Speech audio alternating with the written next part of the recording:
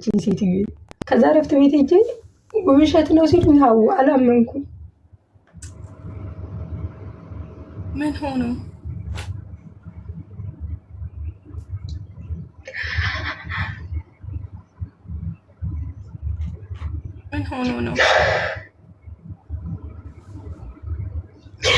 በቃ በወቅቱ ሰማይና ምድሩ ተደፋብኝ። ማመንም ያለ ማመን ውስጥም ነበርኩ። የሆነ ኃይል ምታውቂያለሽ ህልም መሰለኝ። ከዛ ደውሎ እናገናኙኝ አልኳቸው። አጠገቡ የነበረው ልጅ አልሞተም፣ ማርያምን አልሞተም አለኝ። ጓደኛዬ ተቀብላ ስትናገረው ደግሞ አርፏል ይላል። ከዛ እውነቱን ንገረኝ አልኩት። ከዛ በቃ አርፏል አለኝ። አላመንኩም። ትኬት ቁረጡልኝ አሁን ነው ያልኩት። ከዛ እግዚአብሔር ይስጣቸው የማውቃቸው ልጆች ነበሩ። ወዲያው ነው ኤርፖርት ይዘውኝ ሄደው ትኬት ቆረጡልኝ። ከዛ ሐሙስ ማታ ኢትዮጵያ ገባሁት። ከኤርፖርት መጥተው ተቀበሉኝና ቤተሰብ ጋር ወሰዱኝ። እዛ አርማችን እያወጣን የዛን ቀን ከቅዱስ ጳውሎስ አስክሬን ወጥቶ ዩኒቨርሲቲው አስክሬን ሽኝት እያደረገ ነበር። ከዛ ግዴታ አብሬ መሄድ ስለነበረብኝ ጠበቁኝ። አምቡላንሱ በር ላይ ነው የጠበቀኝ። አስክሬኑን ጭኖ ማለት ነው። በዩኒቨርሲቲው አስክሬን ነው የተሸኘ ነው አሰላ ድረስ። ካሰላ በኋላ ነው በራሳችን መኪና የለው እና የሆነ በቃ ድርቅ የምትይው ነገር የለ። ምን እንደማደርግ ሁሉ ጠፋብኝ። ማለት እውነት ነው ብሎ ለመቀበል በጣም ከባድ ማለት አይምሮሽ በፍጹም አስቦት የማያውቀውን ነገር እውነት ነው ብሎ መቀበል በጣም ከባድ እና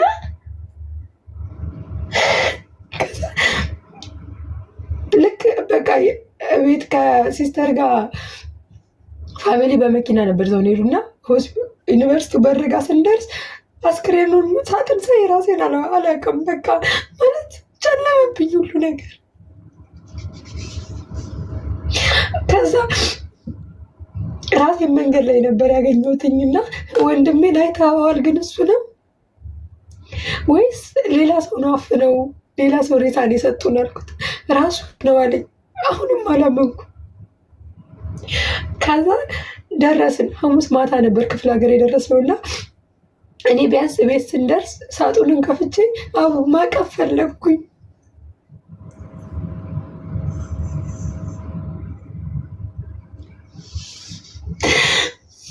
ምክንያቱም ናፍቆኛል።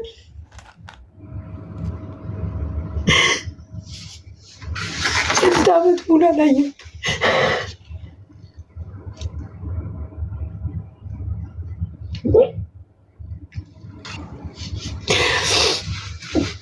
ከዛ ቤተክርስቲያን ነው የሚያድረው፣ ቤት አያድርም አሉኝ። ከዛ ቤተክርስቲያን አደረ። ዓርብ ዕለት ቀበርኩት። ምን አማራጭል የህይወት አፈር ውስጥ ከተትኩት። መሆኑን በዓይንሽ አየሽዋ? አላየሁትም፣ ከለከሉኝ። እንዴት ለየው አይታይም። በቃ ለዓይኔ እንደራበኝ እንደናፈቀኝ ወሰዱብኝ። አይዞሽ እናቴ።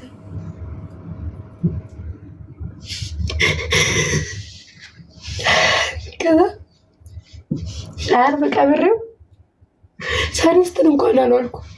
ተመልሼ ወደ አዲስ አበባ ነው የመጣሁት። ምክንያቱም ምንድን ነው የተፈጠረው ማለት እኔ በወቅቱ የመሰለኝ የሆነ በቃ የማይድን በሽታ ኖሮበት የደበቀን የመሰለኝ። ምክንያቱም ልጁ እጅግ በጣም ሳይለንት እጅግ በጣም ስነ ምግባር ያለው ትንሽ ሆኖ ግን ትልቅ የሆነ ሰው ታውቂያለሽ። በቃ እኔ ያለማጋነን የሚያውቀው ያውቀዋል። እዚህ ውስጥም ካሉ አዲስ አበባ ዩኒቨርሲቲ ውብሸት አስቤን የማያውቀው የለም። እና ዝም ነው፣ ከተግባባሹ ትሁት ነው፣ ባለው አቅም ካለ ይረዳሻል፣ ካልሆነ ካስቀየምሹ እንኳን ከአንቺ ይሸሻል እንጂ ክፋት ነው ያስብ። አመጣ ለወለደችው እናቱ አንድ ቀን ክፉ ቃል መልሶላት አያውቅም። ታምኛለሽ? አንድ ቀን አዞ ውብሸት ይሄን አድርግ ብለሽ አዘሽው አይሰራም። አውቆ ነው የሚሰራው። መጣ ቦርሳውን ተሸክሞ ሄዳል። እማዬ ብሎ ሰላም ይላታል። እቃውን አስቀምጦ ውሃ መቅዳት ካለበት ቀርቶ እንጨት ማምጣት ካለበት አንጥቶ መሰራት ያለበትን ሰርቶ ነው ቦርሳውን መጽሐፉን ይዞ ቁጭ የሚለው ታውቂያለሽ። እናቱን እጅግ በጣም ነው የሚወዳት፣ እጅግ በጣም እና ሁሌ ይላቸዋል እናቴን አሳክሜ ነው የሚላቸው። ሁሌ እናቴን አሳክሜ ነው የሚላቸው። ያውቃሉ ይህንንም።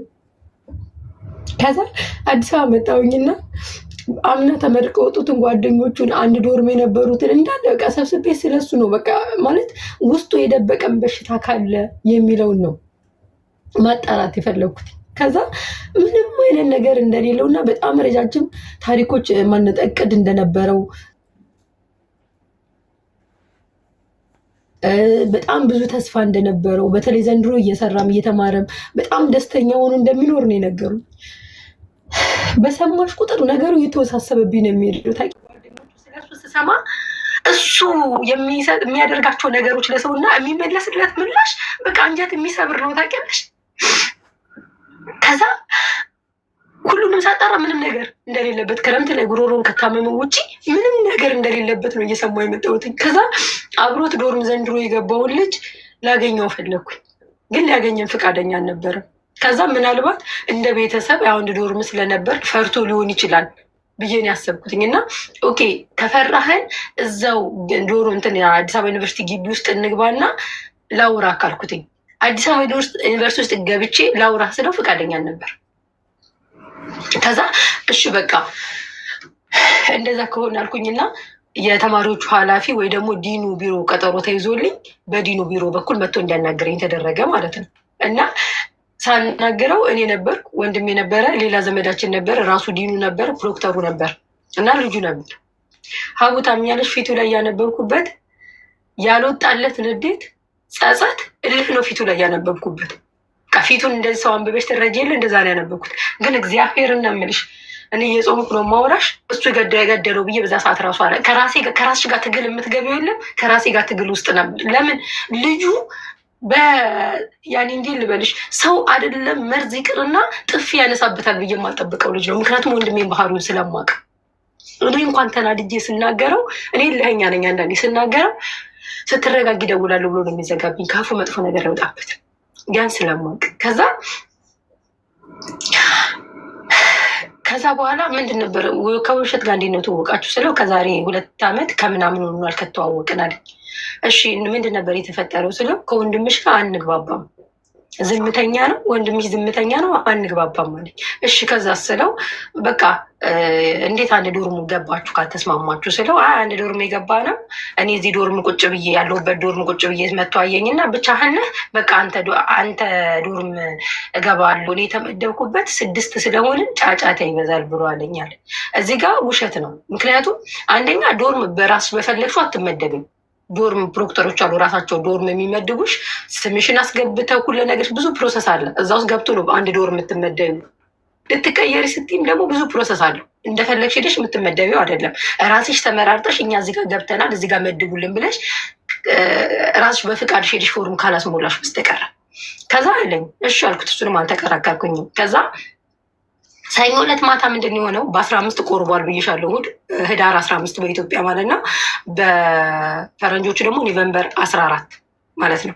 ከዛ በይቅርታ በኖቬምበር 24 ከዛ 24 ነው 25 24 በ25 ነው የገደሉት። ከዛ ሰኞ ህዳር 16 ነው። ኪዳነ ምሕረትን እጅግ በጣም ይወዳታል። አይደለም በደም ስሩን የገባችው ወንድሜ በጣም ነው የሚወዳት ኪዳነ ምሕረትን እና ኪዳነ ምሕረትን 16 ሁሌ ዶርም ውስጥ ይዘክራታል። ዝክር ማለት አሁን 16 ኪዳነ ምሕረት የምትከበርበት ቀን ሻማ አብርቶ ጸሎት ያደርጋሉ እና ጸበል ውሃ ላይ ይጸልዩና ይጠጣሉ። ዳቦ ምናምን እንደ ዝክር ነገር ያደርጋሉ ዶርም ውስጥ።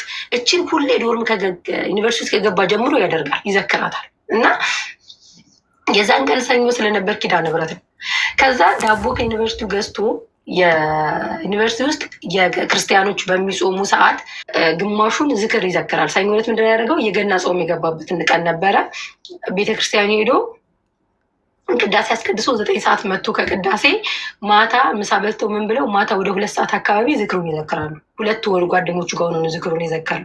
ከዛ ሁለት ጓደኞቹ ጋር ሆነው ዝክሩን ከዘከረ በኋላ ዝክሩን እንደጨረሱ 4 ኪሎ ስላሴ ቤተክርስቲያን ፊት ለፊት ላይ ካወቅሹ ስላሴ ቤተክርስቲያን አለ። ከዩኒቨርሲቲው ፊት ለፊት የራሱ ዩኒቨርሲቲው ጀርባ ከስላሴ ጀርባ ስላሴ ዩኒቨርሲቲ ጀርባ። ከዛ ስላሴ ቤተክርስቲያን ሄጄ ለነዳያን አዘክሬ እመጣለሁ ብሎ ከጓደኞቹ ጋር ተለያዩ። መቼ? ሰኞ ዕለት 2 ሰዓት ተኩል በኋላ ዝክሩን ከጨረሱ በኋላ ማለት ነው። ከዛ ሄዶ ዝክሩን ዘክሮ መጥቶ ምን እንደተፈጠረ እንግዲህ እግዚአብሔር ነው የሚያውቀው። ከዛ በኋላ ያለው ነው እንግዲህ ከጓዝኛው ጓደኛው የሚነግረንን የምንሰማው። ምክንያቱም ከዛ በኋላ ወደ ጓደኞቹ ጋር ተለያይቷል። ከዛ ምንድን የተፈጠረው ስለው ለእኔ ያሌ ምንድን ነው የኛው ጓደኛው አብሮት የሚኖረው ዶርም ውስጥ ማለት ነው።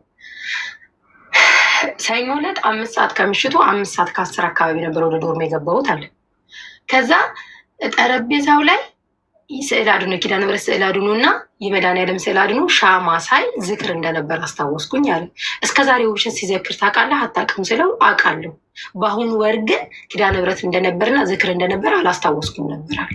እሺ ከዛስ ምን ተፈጠረ ስለው ውብሸት ተኝቶ ነበረ። ለምን እንግዲህ ዶርም ማለት አንድ ጠባብ ክፍል ናት ካወቅሽ፣ እና አልጋ አለ፣ አንድ አልጋ ነው፣ ተደራራቢ ነው። ያኛው ትልቁ አልጋ ላኛው ላይ የሚተኛው፣ ወንድሜ ደግሞ ታችኛው ላይ ነው የሚተኛው። ከዛ ወንድምሽ ተኝቶ ነበር አልጋ ላይ፣ እኔ ወጥቼ ላይ ተኛሁ። እንደተኛ 2 ጊዜ የማስመለስ ድምፅ አሰማ ወንድምሽ። ከዛ በኋላ ውብሸት ውሃ ልስጥቅ ስለው ዝም አለኝ። ደግሞ ስላልጠየቀኝ በዛው ተኛው። ከዛ ሌሊት 10 ሰዓት ላይ እንግዲህ ወደ ማክሰኞ ሊነጋ ሌሊት 10 ሰዓት ላይ በኢትዮጵያ ማለት ነው፣ እንደ ሰመመን እየነቃው ስመጣ ክፍሉ በጣም ይሸታል።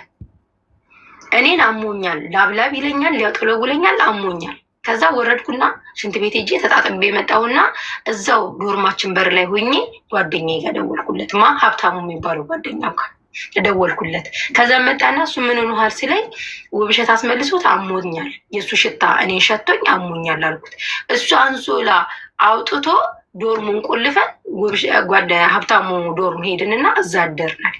ይታይሽ እንግዲህ እሱ መጥቶ ጓደኛው መጥቶ ይሄኛውን ይዞ ሲሄድ ያስመለሰው ልጅ አስቢ፣ አልጋ ላይ ይኑር ይሙት ምን ይሁን አላዩትም። አስቢ፣ ይሄ ልጅ ሁሌ የሚያስመልሰው ቢሆን ኦኬ፣ ሁሌ ያኔ የታወቀ ነው። ለመጀመሪያ ጊዜ ነው ይሄን ነገር ያሳየው። አለ ሆይ ሞት ቆይ እንዴት አይባልም። ዶርሙ ቆልፈውበት ጓደኛው ዶርም ነው ሄደው አደሩ። ማክሰኞ ዕለት ጠዋት ዩኒቨርሲቲው ክሊኒክ ሄድኩና ሽታ ሸቶኝ አመመኝ ብያት ማስታገሻ ሰጠች። ከዛ ማክሰኞ 4 ሰዓት አካባቢ ኢንተርኔሽፕ ኢንተርቪው ስለነበረብኝ የኢንተርኔሽፕ ወረቀት ማውጣት ስለነበረብኝ እኔ ከገባው ስለሚያመኝ ሀብታሙ የሚባለው ጓደኛዬ ገብቶ የኢንተርኔሽፕ ወረቀትና ጫማ ወጣልኝ። ከዛ ዶርምን ቆልፈን ሄድናል። ማክሰኞ ጠዋት ለሁለተኛ ጊዜ። ማክሰኞ ሌሊት አላያችሁትም። እንደገና ማክሰኞ ጠዋትም እንደዛው ገብታችሁ ስትወጡ አላያችሁትም? አላየነውም። ከዛስ ማክሰኞ ሙሉ ቀን ዋለ። ጓደኞቹ ሲደውሉ ስልክ አያነሳም። ሰኞ ዕለት አብረው ያመሹ ጓደኞቹ ሲደውሉ ስልክ አያነሳም። ዶርም ሄደው ሲያንኳኩ ዶርሙ አይከፈትም። ከዛ በኋላ ሙሉ ቀን ካሁን ይመጣል ወይ ለምን አንዳንዴ ካምፓኒ ሄዶ ስራ ስለሚሰራ ስራ ቦታ ሄዶ ሊሆን ይችላል ብለው ጠበቁት እስከ ማታ እስከ 11 ሰዓት እስከ 12 ሰዓት የለም፣ ስልክም አያነሳም፣ አልመጣም። ከዛ መጨረሻ ላይ ሲጨንቃቸው እዚህ ራሱ ታደሰ የሚባለው ጓደኛቸው ጋር ይደውላሉ። አብሮት በአንድ ዶርም የነበረው ጋር ሲደውሉ አያነሳም ስልክ፣ ሲደውሉ አያነሳም ስልክ። መጨረሻ ላይ ምን አላቸው? ላይብረሪ ነኝ በቴክስት አውሩኝ አላቸው። ከዛ ቴክስቱ አሁንም አለኝ እጄ ላይ ታደሰው። ከዛ ላይብረሪ ነኝ በቴክስት አውሩኝ አላቸው። ከዛ ውብሸት ስልክ አያነሳም በሰላም ነው ሲለው አሞታል መሰል ሂር ጠይቀው፣ እኔ ስጠይቀው አይነግረኝ አለው። ከዛ ያኛው ዶርም ነው ብሎ ሲጠይቀው ዶርም አላየሁትም አሁን የት እንዳለ አላቅም ነው ያለው። ታደሰ ማለት ነው ብሎ የመለሰው እንግዲህ ክፍል ውስጥ እያስመለሰው ነው። በር ቆልፍ የወጣሁበትም አላለም። ምንም አይነት እርዳታም አላደረገለትም። ለጓደኞቹ ኢቭን ደውለው ውብሸት አሞታል ሂዱና ቼክ አድርጉት አላለም። ጭራሽ የት እንዳለ አላቅም ብሎ ዘጋባቸው። ከዛ እነዚህ ልጆች ይደነግጡና ከምሽቱ 1 ሰዓት ተኩል አካባቢ ነው እንደዚህ ያላቸው። እነዚህ ልጆች ይደነግጡና ቤተሰብ ጋር ይደውላሉ። የሲስተር ስልክ ስለሚያውቁ ሲስተር ጋር ይደውሉና አንቺ ጋር መጥቷል ውብሸት ሲሏት ኧረ አልመጣም ትላቸዋለች። ኧረ ስልክ ማያነሳም ሙሉ ቀን የለም። እስቲ ምናልባት ክረምት ላይ ተከራይቶ የነበረው ጓደኞቹ ጋር እዛ ሄዶ ሊሆን ይችላል ብላ ሲስተርም ለእኔም አልነገረችኝም፣ ለትልቁም ወንድምም አልነገረችም። ዝም ብላ ታድርልሻለች። ከዛ ልጁ የታደሰ የሚባለው ቤተሰብ ኦልሬዲ ማክሰኞ ማታ ውብሸት ስልክ እንደማያነሳ ቤተሰብ ጋር እንደደረሰ ደርሷል። ቤተሰብ ሮብ ጠዋት መጥቶ ዩኒቨርሲቲውን እንደሚጠይቅና ዶርም እንደሚያሰብር ያውቃል። ስለዚህ ምንድን ያደረገው ውብሸት አንድ ዶርም ተዘግቶበት ከተገኘ አንተ ነገ ለሄድከው ተብሎ ስለሚያዝ ቤተሰብ ከመንጣቱ በፊት ሮብ ጠዋት በር ከፍቶ ውብሸት መሞቱን ተናገረ። እንዴት ነው የተናገረው? ስልንገርሽ ሮብ ጠዋት እንዴት አንተ መሞቱ በሃይላንድ ውሃ ገዝቼ አስቀምጬ ነበር አለ። ቢያመኝም ይመመን ብዬ ያን ውሃ ላወጣ ገባኋል። ይታይሽ እንግዲህ ይመመን ብሎ ዶርም ገባ። ሌላ ውሃ ይገዛም ቆይ ዝም በይ። ከዛ ዶርም ሲገባ ምን አየሁ አለ፣ ጠረጴዛ ላይ ስልኩን አየሁ። ከዛ ስልኩን ሳየው ይሄ ልጅ የት ሄዶ ነው? ይሄ ልጅ እህቱ ጋር አልሄደም እንዴ ብዬ አልጋው ላይ ሳየው በህይወት የለም ማለት አልጋው ላይ ነው ህይወቱ ያለፈው ማለት ነው። ቆይ ልነግርሽ ነው። ከዛ በህይወት የለም። ከዛ ምን አደረግክ ስለው አስቢ እንግዲህ ወደፊት የሁለቱን ግንኙነት አመጣልሻለሁ በኋላ ላይ በጣም ጓደኛሞች ናቸው።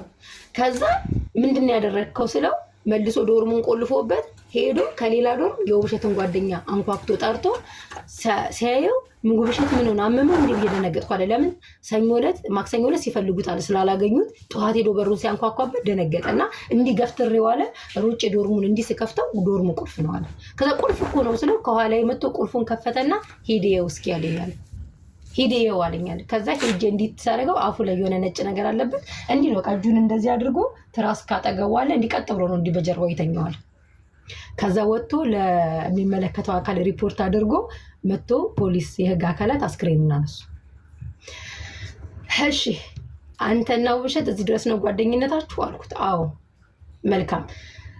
ሌሎች ጓደኞቹን መጠየቅ ጀመርኩ። የውብሸት ጓደኞች ስጠይቀው ሀቡ ምን እንደሰማው ታውቂያለሽ? አምና ይሄን ያደረገው ልጅ አሁን ታደሰ የሚባለው ወባ ታሞ አንድ ዶርም አልነበሩም፣ የተለያዩ ዶርም ነበሩ። ወንድሜ ራሱ ዶርም አምጥቶ አልጋውን ለቆ እሱ ከጓደኛው ጋር ተደርቦ እየተኛ በእጁ ነበር ያስታመሙ። እሱ ብቻ አይደለም፣ ወባ ምግብ አላስበላ ስትለው የግቢው ምግብ አልበላ ሲለው በብሩ እየገዛ ነበር ያስታመሙ። ላፕቶፕ እኔ ነበርኩ ከዚህ የላኩለት።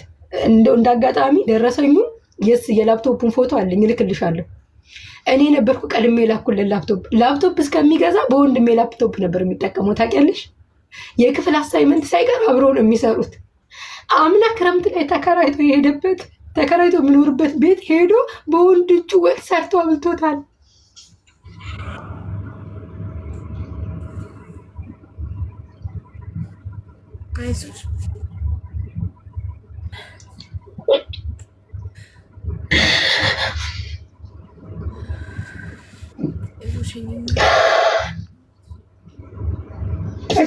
በጣም ጓደኛሞች ናቸው። አምና ወንድሜ ከሌላ ዶርም እየኖረ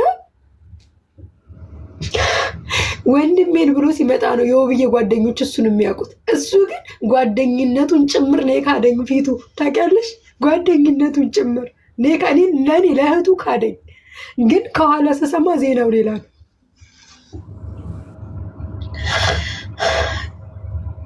የእሱ ይገርምሻል፣ የአስከሬኑ ሽኝት ቀን ማለት ነው ጭራሽ የሀዘን ፊቱ ላይ አይታይም ነበር አሉ። ጭራሽ ጓደኞቹ ብር አዋጥተው ወረቀቱ ለእኛ ተሰጥቶናል። ብር አዋጥተው የሀዘን ሽኝት ፕሮግራም ሲያደርጉ እሱ በቦታው ላይ የለም፣ ብርም አላዋጣ። ታምኛለሽ?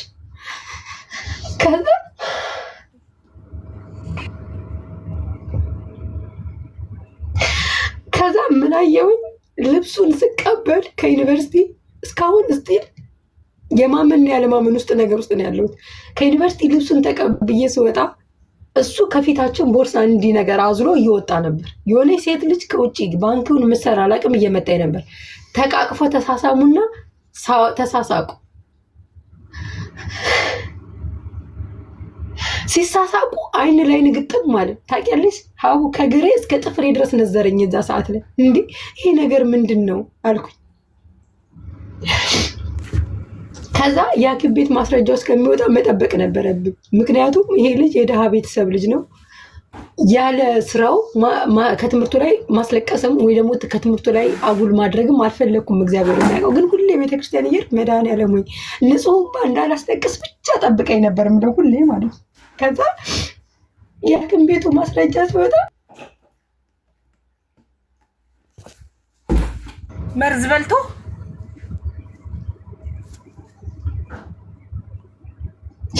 መርዝ ግተውት፣ እዛውም በጣም የሚከረፋ መርዝ።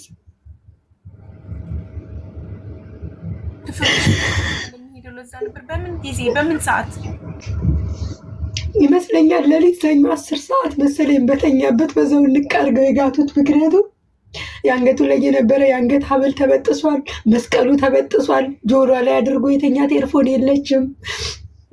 ጠርጥሬ ነበር። ምክንያቱም ወንድሜ ጊጃማ ለብሶ ነው የተኛው። ጊጃማ ሸሚዝ፣ ቁምጣና ካልሲ አድርጎ ነው አልጋ ላይ የተኛው።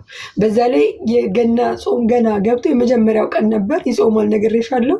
ስትጾሚ ደግሞ ውለሽ ማታ ምግብ በልተሽ የሰጠኝ በራሱ ይደክማል። ከዛ እንደተኛ እዛው እንቃርገው መሰለኝ የጋቱት። ምግብ ውስጥ ቢሆን እንጂ እንዴት እንደዛማ እንዴት ምግብ ውስጥ አይሆንም። ምክንያቱም ምግብ ውስጥ ቢሆን በጣም ስለሚገባ ያውቀዋል። የሐኪም ቤት ማስረጃ ራሱ ምን ይላል መሰለች? ይሄ በሌላ አካል ተገዶ ካልወሰደው በስተቀር በማታለል የሚሰጥ መድኃኒት አይደለም። ምክንያቱም በማታለል የሚሰጠው ወይ ምግብ ውስጥ አድርገሽው ቢሆን አንደኛ በጣም ምንም አይነት ከለር የሌለው ምንም አይነት ሽታ ምንም አይነት ጣዕም የሌለው ነው መሆን ያለበት እንዳያስታውቅ። ይሄ ግን በጣም የሚገማ ሽታ አለ። ገባሽ? እንትና ታደሰ ይሸታል እያለ ክፍሉን ለቆ ሲወጣ የነበረው የሚሸት መርዝ ስለሆነ እና አንደኛ ያለ ነው መርዝ የወሰደው ማለት ነው። ለምክንያቱም እሱ ይሸታል ብሎ ነው ጥሎ የወጣው ክፍሉን። ሲጀመር ሰኞ ዕለት 10 ሰዓት ላይ እንቃርገው ግተውት ዶርም ቆልፈውበት ነው የወጡት። እውነቱን ስነግርሽ ማለት ነው። ምክንያቱም አንደኛ ልጁ እንደተስተካከለ ነው። በቃ እንዲቀጥ ብሎ እንደተኛ ነው። አንሶላው አስመልሶበታል። ጌታ ያስመለሰበትን አይቼዋለሁ። እንዴት ነው አንቺ ሰው አስመልሶ ተስተካክሎ የሚተኛ? እንደው በፈጠረሽ ጌታ ነገር ቀጥ ብሎ ነው የተኛው። ሁለተኛ ዶርም ውስጥ ምንም አይነት የመርዝ የነካው ዕቃ የለም። ያለው ዝክሩን የዘከረበት ጆልጅስ እና ውሃ ነው ያለው። ሁለቱም ተመርምሮ ንጹህ ነው፣ የለውም፣ አልተመረዘም። ያ ማለት ግተውት የተረፈውን ዕቃውን ይዘውት ሄደዋል ማለት ነው። ሶስተኛ ምን ብሎ ጠረጴዛ ላይ አስቀምጧል ከስልኩ ጋር መጽሐፈ ምሳሌ ያለ እግዚአብሔር የሚጸየፋቸው 6 ነገሮች 7ኛዋን ነፍሱ አጥብቃ ትጸየፋታለች ይልና አንደኛ የትዕቢት፣ ሁለተኛ ክፉ ሀሳብ የምታመነጭ ልብ፣ ሶስተኛ ወደ ክፉ ቦታ የምትሄድ እግር፣ አራተኛ ንጹህ ደም የምታፈስ እጅ፣ አምስተኛ ክፉ ነገር የምትናገር ምንድነው ብቻ አምስተኛው ረሳሁትና ስድስተኛው ዳሽ ብሎ ነው ያለፈው። ስድስተኛው ምንድነው የሚለው በሐሰት ምስክር ነው የሚለው፣ በሐሰት የመሰከረ ነው የሚለው። እሱን ዳሽ ብሎ ታልፏል። 7ኛው ላይ ምን ብሏል? በወንድማማቾች መካከል ጥላቻን የምትዘራ ምላስ ብሎታል። ይሄ ማለት ከኔ ከጻፈልኝ ጋር ስታመሳክሩ ትክክለኛ ማስፈራራት ነበረበት። ባያስፈራሩት ይሄን ጽፎ አያስቀምጥላቸውም። እግዚአብሔር ይሄን ይጠላል። ይሄን አልፋችሁ ከገደላችሁ ግደሉኝ ብሎ ራሱን አሳልፎ ሰጥቷቸዋል። ምክንያቱም ሁለቱም እንደሱ ሁለቱም በሃይማኖታቸው እንኳን አንድ ናቸው፣ ክርስቲያን ናቸው። ሁለቱም ባለማህተብ ናቸው። ይታይሽ እንግዲህ እና ያም ብሎ ነው ሄደው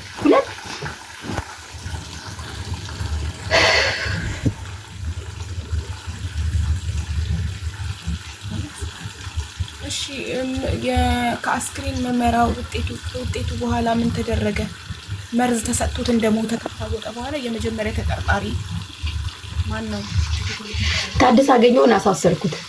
የመጀመሪያው እሱ ነበር። ከዛ አሳሰርኩት። እሱ ከታሰረ በኋላ ታደሰ አገኘው ይባላል። ግን አንገቱ ላይ ምንም ማስገድደው ሲያጠጡት አሻራ ምንም ሰውነት ላይ አሻራ አላነሱም። ሲጀመር በወቅቱ ቆይ እሱ ጋር ልምጣልሽ። እንደው በጣም የረሳሁት ነገር ምን አለ መሰለሽ?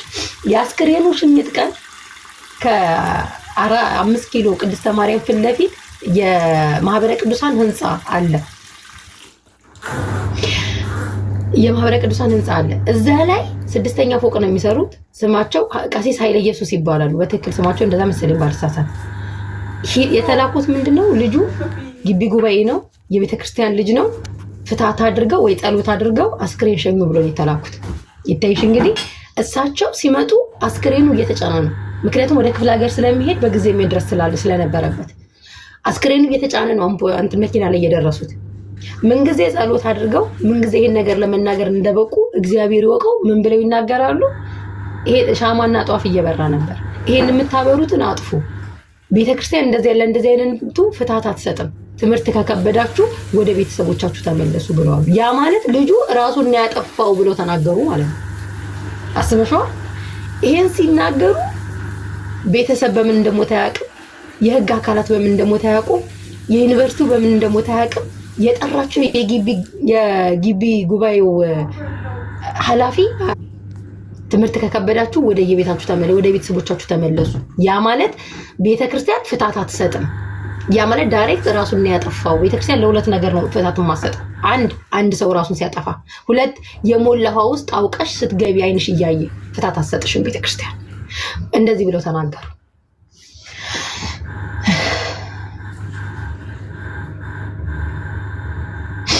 ከዛ ልክ ስመጣ በዛ ሳለ ወንድሜ ነበር የነበረው። ወንድሜ ራሱን ስቷል ማለት ትችላለሽ። ዩኒቨርሲቲ ታያቅ። እኔ ደግሞ እኮ ከሚገርምሽ ሰዓት ቢኖር ከሰዓት የለም አስክሬኑ እየተጫነን የደረሱት ምን ሰዓት ጸሎት አድርገው ምን ሰዓት ፍታት አድርገው ይሄን እንደተናገሩ እሱ መድኃኒዓለም ይወቅ፣ እሱ መድኃኒዓለም ይወቅ። ያላቅ ከዛ እኛ ሄድን። ይሄን ሁላ ጉድ አልሰማንም። ምን የሆነ ሰው ለሳቸው ራሱን አጥፍቶ ነው ብሏቸው ቢሆንስ? ቆይ ልመጣልሽ ነው። እኔ ኦልሬዲ በዛ ሰዓት ላይ እኔ አስክሬኑን ሳቅ ራሴን ልክ አስክሬኑን ሳጠን ሳይ ራሴን አላቅም። አንስተው መኪና ከተቱ፣ ሊሸኙን ሄዱ። የመጡ ቤተሰብ ተመለሰ፣ የሚሄደው ሄደ። እኛ አስክሬኑን ይዘን ሄድን። ቀብረን ስንመለስ ጓደኞቹ ኧረ እንዲህ እየተባለ ነው። ማን ያለው? ቄሱ ነው ያሉት። ከዛ እከሳቸዋለሁ ስል ስልካቸውን ስጡኝ ነው መጀመሪያ። ስልካቸውን ስጡኝ ቀጥታ ያመጣ የእሳቸውን የግቢ ጉባኤ ኃላፊ ዲያቆን በሱ ፍቃድ ይባላል እና ደወልኩለትና ዲያቆን ክብሩ ይስፋ ይባላል ይቅርታ። ከዛ ደወልኩለትና ቁጥራቸውን ስጠኝ ስለው ቆይ ለማንኛውም ጠይቄ እሰጥሻለሁ አለኝ። ከዛ የማን ሰጠኝ? ከሳቸው ጋር አብሮ የመጡትን የግቢ ጉባኤ አስተባባሪ ዲያቆን ቢኒያም ይባላል። የሱን ሰጠኝ። እሱ ምን አለኝ? አላሉም ነው ያለኝ። ታውቂያለሽ? ይኸውልሽ ቄሱ ምንም ነገር የለበትም አላሉም አለኝ። አላሉም አልኩት። አላሉም። የሰማይና የምድር እግዚአብሔር ይፈርዳል። እኔም ደግሞ በቻልኩት ልክ እፋረዳችኋለሁ፣ አለቃችሁም። ምክንያቱም እናንተ መስቀል ይዛችሁ ልጁን እያወቃችሁት ምን ያህል የቤተክርስቲያን ልጅ እንደነበር፣ ምን ያህል እግዚአብሔር እንደሚፈራ፣ ምን ያህል ክርስትናን የእውነት የሚኖር ልጅ እንደሆነ እያወቃችሁ ራሱን ያጠፋው ብላችሁ ደሙን ልቀብሩ ብር በልታችሁ እንዳይሁድ ካዳችሁት አይደለ? እግዚአብሔር ግን ደሙን ይበቀላል። ይሄ ልጅ የዚህ ልጅ ደም የአቤል ደም ነው አይለቃችሁም ብየው ሲጀመር እሳቸው በሙሉ መድረክ ላይ የሀገር ህዝብ በተሰበሰበበት እንትን ያሉት አለቃቸውም። እንደዛ ከሆነ አልኩትኝ። ከዛ ስልኩን ዘጋውበት እንደዛ ብዬ በወንድሜ ስልክ ስለነበር የደወልኩለት ወንድሜ ጋር ደውሎ ሲስተርክ ስለተናደደች ነው እሳቸው ብለዋል ያሉት። ግን እንደዚህ ወሬ ሰምተው ነው አሉ ማለት ነው። ከዛ ዲያቆን በሱ ፍቃድ የሚባለው ዲያቆን ዮሴፍ የሚባለው ጋር ደግሞ እሱ ደወለልኝና እኔ ነኝ አልኳቸው አለ። ኬታ መጣ? ውብሸትን ታውቀዋለህ አልኩት። አዎ ውብሸትን አውቀዋለሁ አለኝ። ውብሸትን ካወቅከው ራሱን ያጠፋል ብለህ ታስባለህ ስለው በፍጹም አለኝ። በዚህ መጽሐፍ ቅዱስ እጅ የምላለው በፍጹም አላልኩ እንትን ራሱን እንደማያጠፋ እርግጠኛ ነኝ። በዚህ ኦኬ ውብሸትን ካወቅከው በዚህ ልክ እርግጠኛ ከሆንክበት እንዴት ለሳቸው እንዲህ ብለህ ተናገርክ አልኩት። እኔም ዩኒቨርሲቲ ውስጥ የወሬ ነው የሰማሁት። ማን ሊያስወራ ይችላል? ምንድነው ያሰበው እሱ? ዩኒቨርሲቲው ራሱን አጠፋው ብሎ እንዳስወራ አይነት ነገር። ዩኒቨርሲቲው ምን አገባው እዚህ ውስጥ ራሱን አጠፋው ብሎ የሚያስወራ? ከዛ እኔ ይሄን ነገር አላምንም። ነገር ግን አሁንም እሳቸው ራሱ እከሌ ነው ያለኝ እንዲሉኝ እፈልጋለሁ። የእሳቸውን ቁጥር ነው የምፈልገው ስለው እሳቸው እኔን ከማናገር ይልቅ ምን አደረጉ? ለቤተ ክርስቲያኑ አቀር ወይ ደግሞ ለግቢ ጉባኤ ኃላፊው ልከሰስ ነው ብሎ ሪፖርት አደረጉ ማለት ነው። እዛ ቢሮን የተጠራው ሄድኩኝና ምንድነው የተፈጠረው ሲሉኝ እናንተ ምን አድርጉ ብላችሁ ነው እኚህን ቄስ የላካችሁት አልኳቸው። እኛ ልጁ የቤተክርስቲያን ልጅ ነው፣ ቆራቢ ነው፣ ግቢ ጉባኤ ተሳታፊ ነው። ስለዚህ ጸሎት አድርገው አስክሬኑን ሸኙ ብለን የላክናቸው። ታዲያ የተላኩበትን ትተው ያልተላኩበትን ለምን ቀበጣጠሩ? አንድ አባት ሲጀመር እስከማውቀው ድረስ እዚህ ጋር ያላችሁ ክርስቲያኖች ተሰሙኛላችሁ። ይሄ ነገር እግዚአብሔር ፊት እንቆምበታለን በይልሽ ይችላሉ። በዛ ጉዳይ ላይ ግን ምንም አይነት ማብራሪያ አይሰጡም። በተለይ ህግ የያዘው ጉዳይ ከሆነ እሳቸው እኛ እንደ ቤተሰብ እንኳን ምንም በማናቀው ደረጃ እግዚአብሔር ይግደለው ሰው ይግደለው ራሱን ያጥፋ በማናቅበት ደረጃ ከመምጣታቸው ሰዓት የለም። ምንጊዜ ጸሎት አድርገው አስክሬን እየተጫነ መኪና ላይ ደርሰው ምንጊዜ ይሄን ነገር ተናግረው እንደሄዱት እሱ መድኃኒዓለም ይወቅ። ከዛ ያን ተናግረው ሄዱ። ከዛ ይሄኛው